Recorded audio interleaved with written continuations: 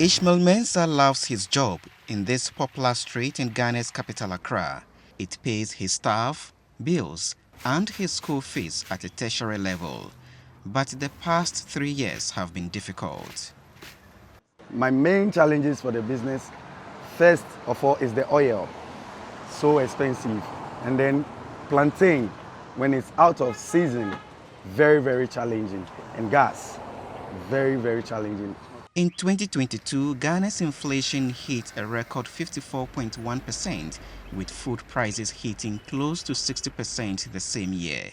Last December, the food and non-alcoholic beverage inflation rate was lower, at 27%, according to Ghana's official statistics.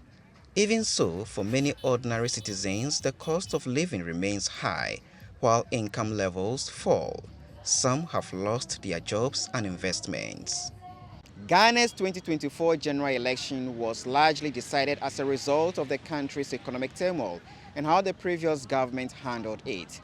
The IMF is currently bailing out the country, and the new President John Mahama, who has promised to fix the crisis, says he wants a lasting solution, and Ghanaians need to be on board to help.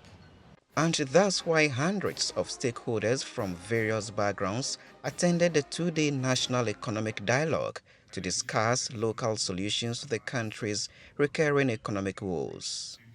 We're gathered here to reclaim our country's economic strength and emerge as a beacon of progress on the African continent. Not only a beacon of democracy, but a beacon of economic prosperity. This dialogue here today must serve as that turning point, a forum where we move beyond diagnosing the problems and instead implement concrete, pragmatic solutions to reposition Ghana on a path of sustainable growth. Participants want the Mahama administration to focus on cutting down government spending, engage the private sector to create jobs, restore good governance, and fight corruption. And that is the reason why we are going to ensure that part of the items go into the national budget this year. And then the rest will be spread into short to medium and then long-term agenda of the country, so that it will build into the national planning of the country. And the president has made strong indication that he will be guided by the outcomes of the national dialogue. But growing trade protectionism could lead to higher food and energy prices, and citizens are hoping for economic relief sooner than later. We pray so. I expect John Mahama to do better.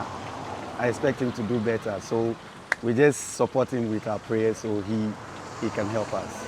But how soon Ghana can reset its economy may depend on whether the government can translate talk into action. Kaledzi, Accra.